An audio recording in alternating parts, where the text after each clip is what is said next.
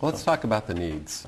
You touched on that a little bit with the assessments that United Way does, and certainly Sam through SLF and the churches as neighborhood centers and the work that you do in facilitating the efforts in the neighborhoods. You both have a pretty good idea of what's going on in the Salem area with regard to needs, and we've been through some unprecedented times, really, that people haven't lived through since the Depression with regard to the recessionary impacts that we've had in the unemployment. What do you see and what have you seen over the last several months, and where do you think we are right now as we have this discussion in December of 2009? Well, let's answer the question the way it's usually answered. What are the needs? Hunger, education, homelessness, teens at risk, families that are struggling. I mean, those are the needs, but really they're the symptoms of what I'll call the root cause. Right. The root cause is we don't know each other that well anymore, and therefore we don't care about each other. Now that's a pretty bold statement, and I'm not meaning to depress anyone out there, but all those things I mentioned that were on the list that we commonly would say are the needs, they're very serious and we do need to pay attention to them. But all of those things I mentioned sort of spring forth. Economic conditions can impact it. What's going on in the culture can impact it. But if you boil it all down, if people really cared about if we really knew each other at school, in our neighborhoods, in the workplace, downtown, if we really knew each other and therefore cared about each other, we'd figure out ways for the programs to be successful, but we'd also figure out ways for us to help one another. And people helping people is one of the great prevention dynamics that we have. Okay. People helping people is how we intervene when a kid or a family is starting to get sideways. Prisons and hospitals and those things, we need those too, but that's what we need when people helping people isn't happening enough, or people intervening to help each other. So again, homelessness, hunger, education, family strength, neighborhood strength, good schools, health care, these are all things we have to work on. But I think, knowing each of us like I do, if we could just get more people out there to care about the neighbor next door, the neighbor at school, the neighbor down the street, whether it's a program or just one-on-one, what can we do to make this a better community? I totally agree with what Sam's saying, and certainly, you know, poverty is a root cause of all of these issues. And if you take it further back, and this kind of is some of the direction that United Way is going in now, if we go back to education being really the way out of poverty and the way out of so many issues, because we know that we need a strong workforce is made by educated people, obviously. And so when kids are living in poverty and they're in school and they haven't had a meal that day and they can't concentrate on what's going on because they're thinking about their stomach growling, well, you can just see where that leads to. And data-wise, we know that if they're not meeting the benchmarks entering kindergarten or reading even by the third grade level, at that point already they're in trouble to make it to graduation. And so this really just keeps perpetuating itself. And I think that Sam is right in that we know at United Way, every time that we can go out and speak to a person about what it is that the work is that we're doing, and we can introduce them to one of their local nonprofits, well, that person immediately opens up their heart to, well, you know, maybe I had a misconception about the people that are in need in our community.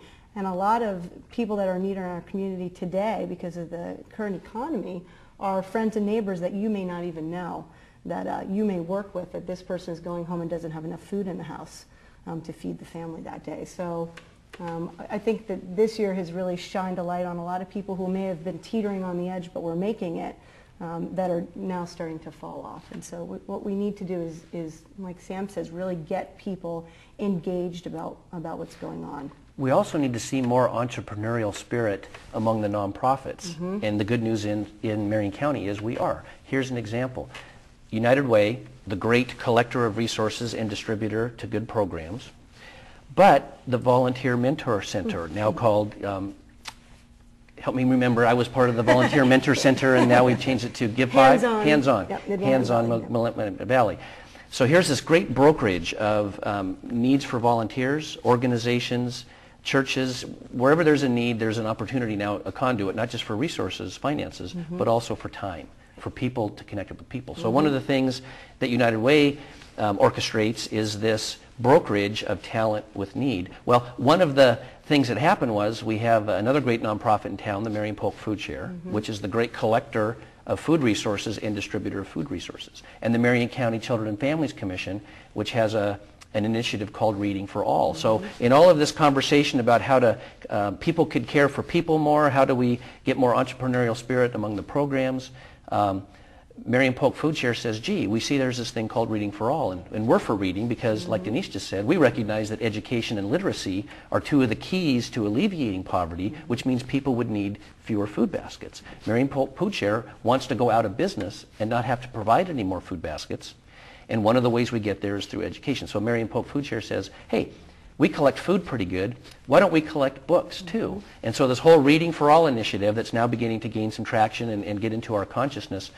which is great for schools, it's great for families, it's great for mentoring programs, adult literacy, kid literacy. How do we get everybody reading and therefore more employable and therefore enjoying life more?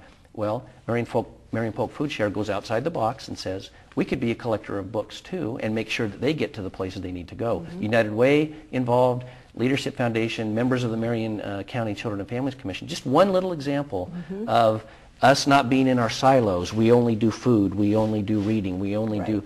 No, we're all, I got to use my hands for this, we're really integrating resources and needs, people and programs, different nonprofits, government, business community, the schools.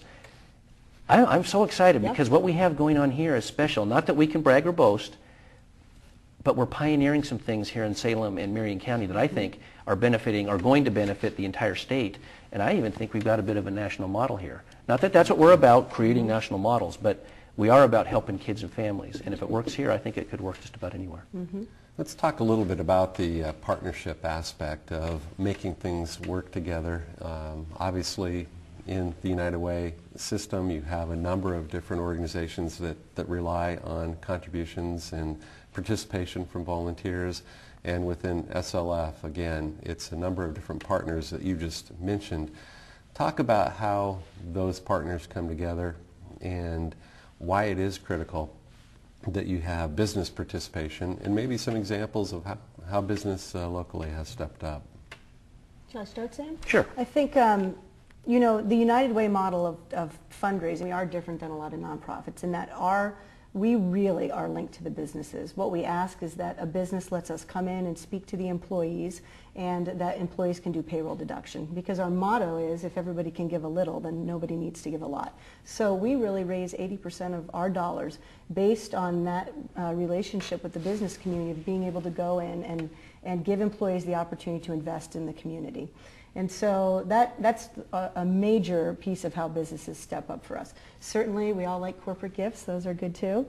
But other things that businesses do, even along this volunteer line, we have Days of Caring, which is how we kind of kick off the campaign every year, where we bring more than 2,000 employees from the business community into our local nonprofits to do a little sweat equity for a day or a half day or even a couple days. And so there are just multiple ways to partner for us with the business community, and certainly setting an example of philanthropy for the employees is a way that they can partner. And another great thing that they're doing for us at United Way is we have a new program called Cornerstone, and Cornerstone says what we want is we want as much of our dollars to go back out into the community as possible that we fundraise.